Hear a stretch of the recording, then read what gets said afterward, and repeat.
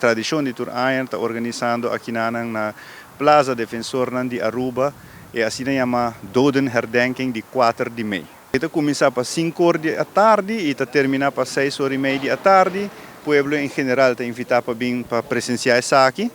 Mas de mencionar assim, que isso aqui está cerimônia solene, caminha com em silêncio, com algum ponimento de crãs, tem um programa em cada outro para com isso aqui.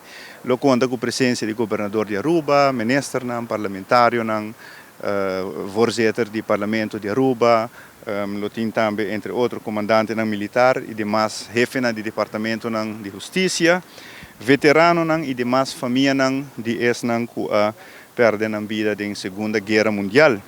Nós temos também a presença de representantes de Holanda na Aruba, ganador de arte de palavra, que lo declama poema.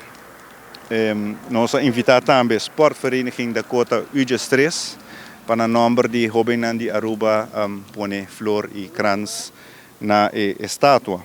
Nós invitamos a comunidade em geral por assistir aqui, mas manhã bisa é uma cerimônia solene, que aqui toma lugar de mais ou menos 1 hora para 1 hora e meia, e com a presença de tour e mandatário e também governador de Aruba.